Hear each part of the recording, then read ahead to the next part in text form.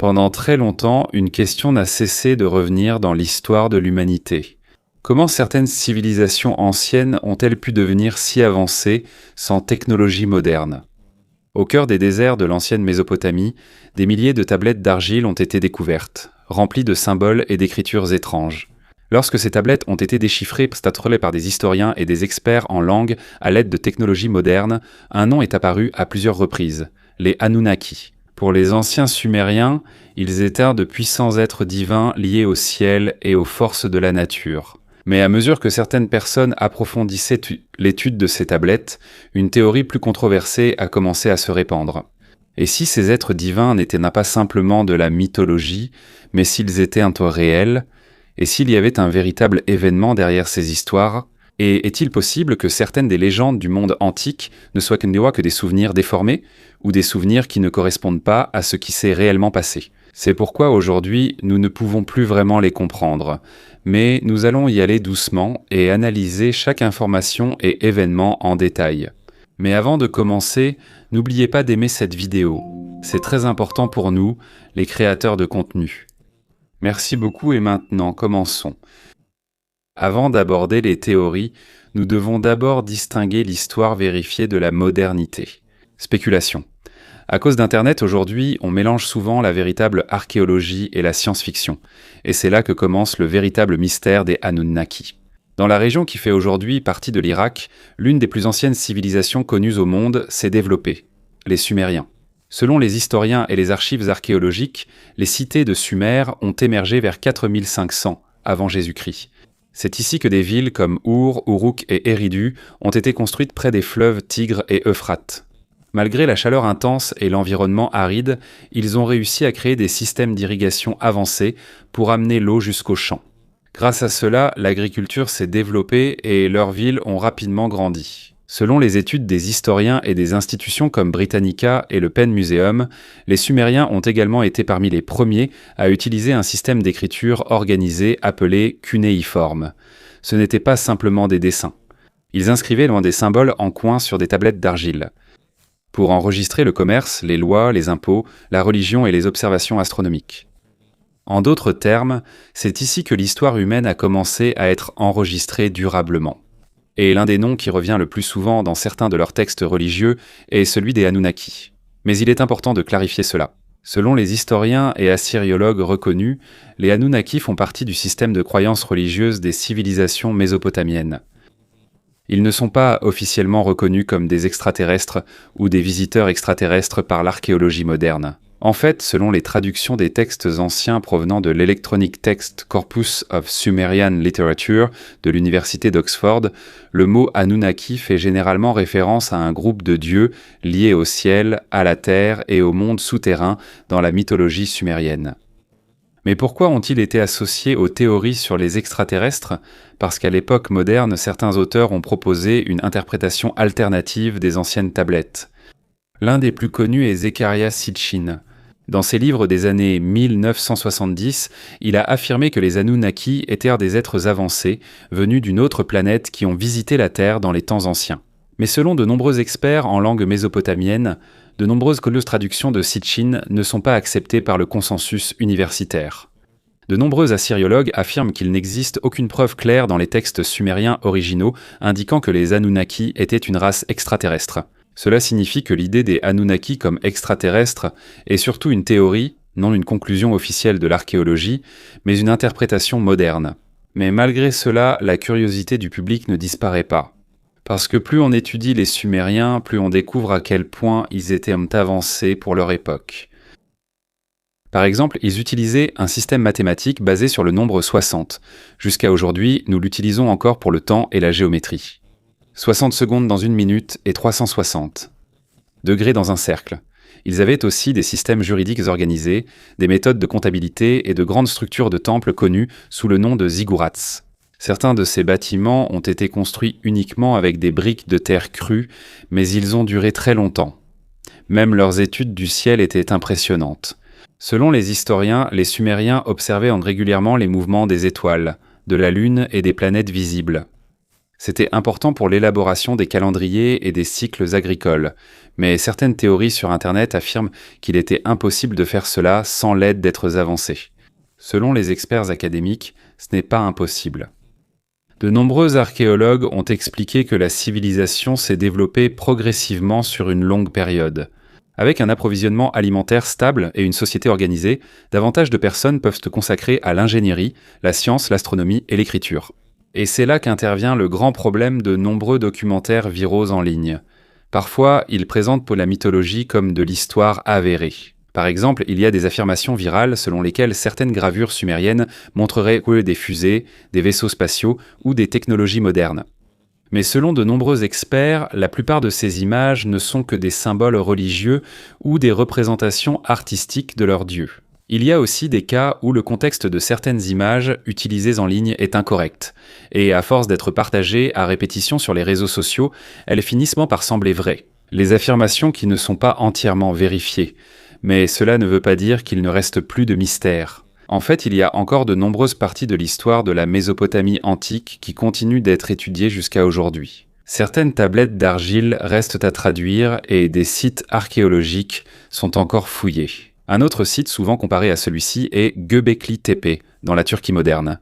Il s'agit d'un site préhistorique qui, selon les archéologues, est encore plus ancien que la civilisation sumérienne. En raison de ces découvertes, certains se demandent s'il est possible qu'il existe des civilisations encore plus anciennes que nous ne comprenons pas encore pleinement. Mais jusqu'à présent, il n'existe toujours aucune preuve vérifiée que des extraterrestres ont construit les premières civilisations sur Terre. Et c'est là la différence essentielle entre une preuve et une spéculation. En réalité, parfois, la véritable histoire est encore plus impressionnante que les théories du complot. Imagine seulement des milliers d'années avant l'existence d'Internet, de l'électricité ou des machines modernes, il y avait déjà des gens qui créaient des systèmes d'écriture, des villes organisées, des réseaux d'irrigation, des mathématiques et des observations astronomiques. Cela ne veut pas dire qu'ils étaient des extraterrestres, c'est peut-être simplement la preuve de l'intelligence et de l'ingéniosité des anciens peuples. Mais malgré tout, le mystère des Anunnaki reste vivant parce qu'il y a une chose qui ne disparaîtra jamais chez l'homme, la curiosité sur nos origines. Parce que plus nous découvrons de choses sur le monde ancien, plus nous remarquons combien il y a encore de parties de l'histoire que nous ne comprenons pas totalement. Continue de regarder car tu vas encore découvrir beaucoup de choses ici qui vont sûrement t'étonner. À mesure que de plus en plus de tablettes d'argile sont découvertes dans l'ancienne Mésopotamie, un nom revient sans cesse dans les écrits anciens et alimente de plus en plus les discussions, les Anunnaki. Dans les anciens textes sumériens, les Anunnaki sont un groupe de dieux majeurs de leur religion et mythologie. Ils sont les forces qui contrôlent la nature, l'ordre, le pouvoir et le destin de l'humanité. Et parmi les nombreux noms qui apparaissent dans leur mythologie, il n'y a que 3 figures qui sont souvent mentionnées. Anu, Enlil et Enki. Anu est reconnu comme le dieu du ciel et l'une des figures divines les plus élevées dans le système de croyance sumérien. Il est souvent décrit comme le souverain lointain des cieux. Enlil, quant à lui, est d'un autre genre. Dans de nombreux textes anciens, il est associé au vent, aux tempêtes, au pouvoir et à l'autorité. Il existe quelques récits où il est décrit comme strict et sévère dans ses punitions lorsque l'humanité devient chaotique ou désobéissante. Et c'est ici qu'entre en jeu l'une des parties les plus célèbres de la mythologie mésopotamienne, le Grand Déluge. Dans certains récits anciens de Mésopotamie, il existe des histoires sur un déluge immense qui a presque détruit toute l'humanité. Selon les historiens, cela ressemble à d'autres récits de déluge dans différentes cultures, y compris l'histoire de Noé dans la Bible. Mais selon les experts, cela ne signifie pas automatiquement que tous les mythes du déluge proviennent d'un seul et même événement historique. Il est possible que de nombreuses civilisations anciennes aient connu de graves inondations. Et tandis qu'Enlil est souvent associé au pouvoir et à la punition, une image différente est liée à Enki. Dans la mythologie sumérienne, Enki est souvent décrit comme le dieu de la sagesse, de l'eau, de l'invention et de la connaissance. Dans certains récits, c'est lui qui aide les hommes à apprendre l'agriculture, l'irrigation et la construction des villes. Et ce qui est intéressant ici, c'est qu'il existe de véritables preuves archéologiques montrant que les systèmes d'irrigation des Sumériens étaient vraiment avancés pour leur époque. Selon les historiens et les études archéologiques, ils ont construit de vastes systèmes de canaux qui amenaient l'eau des rivières vers les terres arides de la Mésopotamie. Cela a permis l'agriculture à grande échelle et le développement rapide de leur civilisation. Et c'est là que la curiosité de certaines personnes a commencé à grandir. Comment une civilisation qui a existé des milliers d'années avant la technologie moderne a-t-elle pu être aussi organisée ? Pour l'archéologie traditionnelle, la réponse est une longue période d'innovation humaine et de développement social. Mais pour certains théoriciens alternatifs, il était possible qu'il y ait eu une aide de la part d'êtres plus avancés ou d'une civilisation disparue. Jusqu'à présent, il n'existe toujours aucune preuve crédible qui le confirme. Mais il y a une raison pour laquelle ce débat continue d'exister. Les dieux des Sumériens ne sont pas simplement des figures mystiques dans leurs histoires. Dans de nombreuses tablettes, ils sont décrits comme de véritables personnalités. Ils se fâchent, se disputent, compatissent et regrettent parfois leurs actes. À cause de cela, certains chercheurs se sont demandé si certaines mythologies ne contiendraient pas des souvenirs de véritables dirigeants historiques ou d'anciens souverains qui, avec le temps, seraient-ils devenus des figures divines dans les récits du peuple, parce qu'ils ont déjà ressenti des émotions. En fait, ce n'est pas une idée nouvelle. Même dans d'autres civilisations comme l'Égypte antique et la Grèce, il y avait des rois et des dirigeants qui, plus tard, étaient associés à un statut divin. Mais avec les Anunnaki, la controverse a grandi à cause des théories extraterrestres modernes. Néanmoins, il est également indéniable que de nombreuses parties de l'histoire ancienne ne sont pas entièrement comprises. Des milliers de tablettes d'argile ne sont pas encore entièrement traduites. Jusqu'à présent, les fouilles archéologiques se poursuivent également dans l'ancienne région de la Mésopotamie. Et à chaque nouvelle découverte, nous voyons de plus en plus à quel point les premières civilisations du monde étaient complexes. L'une des choses les plus surprenantes à propos des Sumériens n'est pas seulement leurs temples ou leurs anciennes cités. Ce qui est encore plus mystérieux, c'est l'étendue de leurs connaissances sur l'espace. Imagine ça, il y a plus de 5000 ans, il n'y avait pas encore de télescope, pas d'équipement moderne et pas d'ordinateur non plus. Mais malgré cela, les Sumériens ont réussi à étudier le mouvement des étoiles et des planètes avec une grande précision. Ils ne faisaient tant pas que regarder le ciel chaque nuit. Ils les observaient vraiment de manière sérieuse et détaillée. Alors que d'autres cultures anciennes voyaient simplement les lumières dans le ciel comme des étoiles ordinaires, les Sumériens ont remarqué que certaines étoiles avaient un mouvement particulier. Celles-ci se déplaçaient dans une direction différente et suivaient leur propre trajectoire dans le ciel. C'est ainsi qu'ils ont identifié les planètes comme Mercure, Vénus, Mars, Jupiter et Saturne. Encore plus surprenant, ils ont compris que ces planètes n'étaient pas de simples étoiles, mais avaient leur propre mouvement et leur propre cycle. C'est quelque chose que de nombreuses civilisations n'ont découvert qu'après une très longue période. Les archéologues ont trouvé de nombreuses tablettes d'argile qui montrent clairement à quel point leurs observations du ciel étaient avancées. Les mouvements des planètes y sont inscrits, les changements de position des étoiles, et même les cycles qui se répètent au fil du temps. L'un des exemples les plus impressionnants de cela est leur étude de Vénus. Il y a des milliers d'années, les Sumériens avaient déjà remarqué que Vénus apparaissait parfois avant le lever du soleil, et parfois elle était visible après le coucher du soleil. Encore plus impressionnant, ils savaient que c'était la même planète. D'autres cultures pensaient que l'étoile du matin et l'étoile du soir étaient différentes. Mais les Sumériens l'avaient compris depuis longtemps. Et ce n'est pas tout. Ils avaient des tablettes qui enregistraient les mouvements de Vénus avec tant de détails que même les astronomes modernes en sont encore impressionnés aujourd'hui. Car pour de nombreux scientifiques, il est difficile d'imaginer comment ils ont pu faire cela à l'œil nu et avec des outils simples. En fait, il y a encore des gens aujourd'hui qui se trompent sur le nombre de planètes. Beaucoup incluent encore Pluton, même si ce n'est plus officiellement considéré comme une planète à part entière. Mais les Sumériens, il y a des milliers d'années, suivaient systématiquement les planètes visibles depuis la Terre. Et plus les experts étudient les tablettes qu'ils ont découvertes, plus le mystère s'approfondit. Parce qu'il n'y a pas que des planètes qui y sont inscrites. Ils avaient aussi des cartes stellaires dont la disposition des constellations est presque identique à celle que nous utilisons encore aujourd'hui. C'est comme s'ils comprenaient parfaitement à quoi ressemblait le ciel dans son ensemble. Cela a donc soulevé de nombreuses questions. Comment ont-ils fait cela ? Comment une civilisation ancienne a-t-elle pu créer une carte aussi détaillée du ciel sans télescope ni technologie avancée ?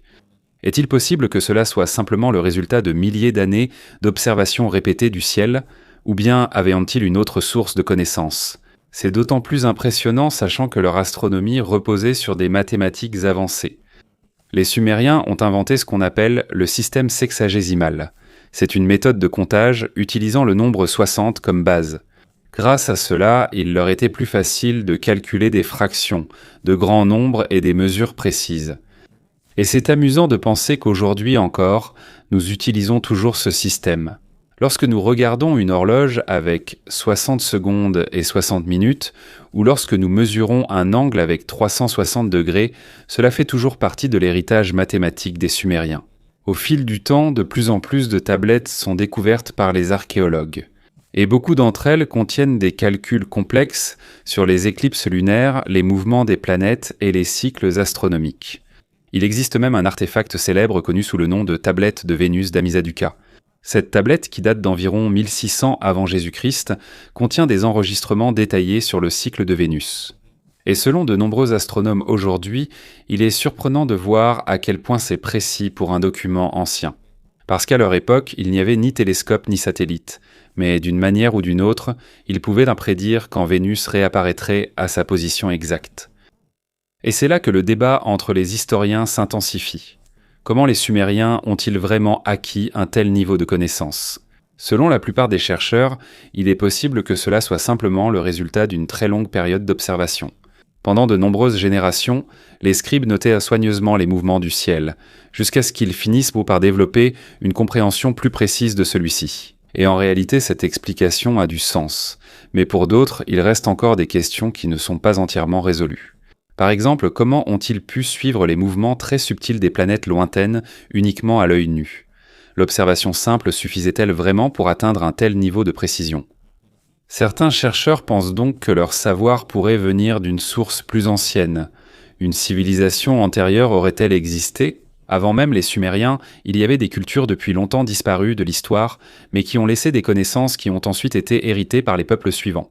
Certains évoquent également des sites anciens comme Göbekli Tepe, un site extrêmement ancien construit il y a environ 12 000 ans. Pour d'autres, il se pourrait que ces anciennes cultures soient liées à l'émergence de connaissances avancées en Mésopotamie. Et bien sûr, on ne peut pas oublier les histoires concernant les Anunnaki. Dans les anciennes tablettes, ils sont décrits comme des êtres venus du ciel qui auraient enseigné à l'humanité l'astronomie, les mathématiques et l'ingénierie. Il est naturel que les historiens traditionnels considèrent cela comme de la mythologie ou des récits symboliques. Mais pour beaucoup, il reste effrayant de penser à quel point certaines légendes sont proches des véritables découvertes de l'archéologie. Et plus on étudie les Sumériens, plus il devient clair que leur observation du ciel n'était pas seulement une curiosité. C'était aussi pratique pour leur survie. Ils utilisaient les mouvements de la Lune, du Soleil et des planètes pour créer les premiers calendriers. Grâce à cela, ils pouvaient déterminer quand les inondations allaient arriver, quand était la bonne saison pour planter, et aussi quand organiser leurs festivals religieux. En d'autres termes, leur connaissance du ciel était l'un des fondements de toute leur civilisation. Mais jusqu'à aujourd'hui, un grand mystère subsiste. Comment une société ancienne a-t-elle pu comprendre les mouvements de l'univers aussi tôt dans l'histoire de l'humanité ? Est-ce uniquement le résultat de la persévérance, de l'observation et de longues années d'études, ou existe-t-il une histoire plus profonde que nous ne comprenons pas encore ? Est-il possible que certaines anciennes légendes sur des êtres venus du ciel aient une part de vérité, des souvenirs de connaissances ou d'expériences transmis de génération en génération ? Plus nous creusons profondément dans les secrets des Sumériens, plus les questions deviennent étranges. Parce qu'au final, il se pourrait que ce ne soit pas seulement l'histoire d'une ancienne civilisation qui soit révélée, mais aussi toute notre compréhension de l'origine du savoir humain. Tout au long de l'histoire humaine, de nombreuses civilisations ont prospéré grâce au savoir transmis par les générations précédentes. Alors pourquoi les Sumériens seraient-ils différents ? Il est possible que leurs connaissances avancées soient une combinaison d'observations, de savoirs hérités d'autres cultures et de choses sur le passé que nous ne comprenons pas encore pleinement. Et jusqu'à aujourd'hui, la question demeure. Les connaissances impressionnantes des Sumériens ne sont-elles que le fruit de la persévérance et de l'observation ? Ou bien existe-t-il une origine plus ancienne de leur sagesse qui s'est complètement perdue dans l'histoire ? Plus nous découvrons de choses sur le monde antique, plus le mystère s'approfondit. Et peut-être que la vérité sur l'origine du savoir humain est bien plus étrange que ce que nous imaginons. En plus de leurs connaissances avancées, il y a un autre mystère qui revient sans cesse dans les anciennes tablettes sumériennes. Sur les tablettes d'argile retrouvées dans des villes comme Our et Uruk, on y décrit certains êtres venus d'en haut qui sont descendus du ciel et sont intervenus dans la vie humaine. Mais la façon dont ils sont décrits est particulière. Ils ne sont pas simplement des dieux adorés de loin. Dans de nombreux récits, ils communiquent directement avec les humains. Ils donnent des ordres, enseignent des compétences, et parfois ils semblent même guider directement la construction des villes et des modes de vie. Dans l'ancien récit d'Atrahasis, par exemple, ces êtres sont décrits comme enseignant l'irrigation et l'agriculture de manière très détaillée et pratique. Tandis que dans la légende de Naenki et Ninma, il y a des passages qui semblent montrer la conception et la gestion de l'humanité à travers un langage symbolique. C'est pourquoi certains chercheurs se demandent pourquoi les Anunnaki ressemblent davantage à des enseignants ou des dirigeants avancés qu'à de simples dieux mythologiques. Bien sûr, pour les historiens traditionnels, ces histoires ne sont que de la mythologie. Et c'est normal car de nombreuses cultures anciennes utilisaient parfois des légendes pour expliquer le monde. Mais il y a quelque chose d'étrange dans la cohérence des récits sumériens. Ils répètent sans cesse que leur sagesse vient d'êtres qui sont descendus du ciel. Au XXe siècle, un écrivain nommé Zecharia Sitchin a encore popularisé cette idée. Selon sa théorie, les Anunnaki ne seraient pas des créatures. Pas simplement des dieux symboliques, mais des visiteurs venus d'une autre planète qu'il a appelée Nibiru. Mais il est important de préciser que presque tous les spécialistes reconnus ne sont pas d'accord avec ces interprétations. De nombreux experts affirment que certaines de ces traductions sont erronées ou exagérées et qu'il n'existe aucune preuve solide pour étayer la théorie des extraterrestres. Cependant, cette idée est quand même devenue populaire à cause des détails mystérieux des tablettes sumériennes. Il existe une autre possibilité, plus réaliste. Et si les êtres venus du ciel n'étaient donc pas des extraterrestres, mais de véritables humains issus d'une culture plus avancée? Dans les temps anciens, il était normal pour les gens de considérer comme divins ou surnaturels les étrangers possédant une technologie ou des connaissances inhabituelles.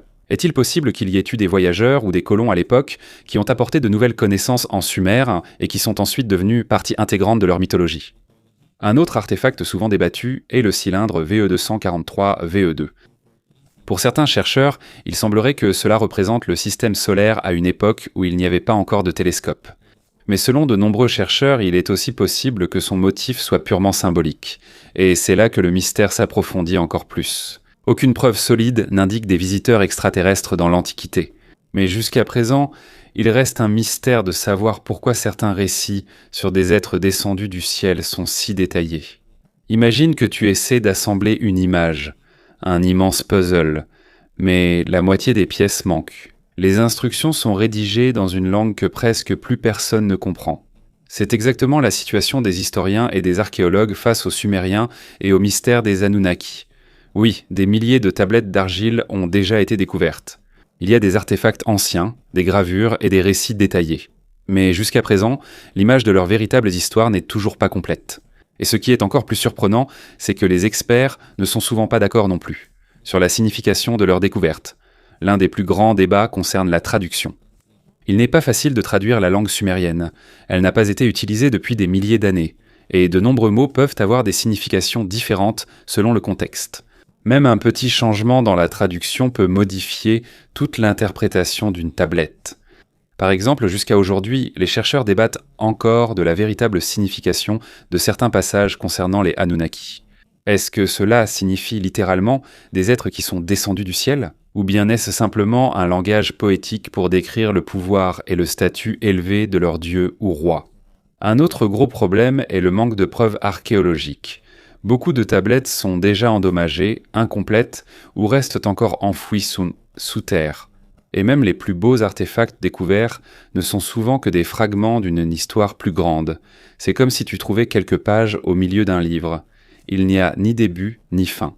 Ainsi, de nombreuses questions restent sans réponse claire. Il existe certains textes sumériens qui semblent décrire des connaissances astronomiques plus avancées que ce à quoi on s'attendrait pour cette époque. Il y a aussi des débats concernant une planète appelée Nibiru, mentionnée dans certaines interprétations controversées des textes anciens. Cela n'est pas accepté par les astronomes conventionnels, mais cela reste tout de même un sujet de discussion concernant les mystères sumériens. Même les chercheurs les plus sceptiques admettent qu'il y a certaines parties de l'histoire sumérienne qui sont difficiles à expliquer complètement. Et parfois, le problème n'est pas le manque de curiosité, mais un excès de prudence. Dans le monde académique, les idées qui s'éloignent trop de la version admise de l'histoire sont rapidement qualifiées de marginales ou de pseudosciences. C'est tout à fait naturel, car des preuves solides sont importantes. Mais l'histoire a aussi montré que parfois, des choses autrefois considérées comme impossibles finissent par devenir des découvertes acceptées. Une autre partie intrigante de la civilisation sumérienne est leur utilisation du nombre 60 comme base de leurs mathématiques. Jusqu'à aujourd'hui, nous utilisons encore ce système pour le temps et les degrés des cercles. Mais d'où ont-ils tiré un système aussi pratique et avancé ? Sont-ils vraiment les premiers à l'avoir créé ou une culture plus ancienne les a-t-elle influencés ? Tout le débat repose sur cette question. Faut-il négliger les anciens récits sous prétexte qu'ils sont difficiles à comprendre ? Ou devrions-nous les étudier davantage car il se pourrait qu'il y ait des éléments de vérité que nous ne comprenons pas encore pleinement ? Jusqu'à présent, il n'y a toujours pas de réponse complète. Mais une chose est claire, l'histoire ancienne n'est pas encore un récit achevé. Et plus nous faisons de découvertes, plus il devient possible que la véritable histoire de l'humanité soit plus étrange et plus mystérieuse que ce que nous avons longtemps cru.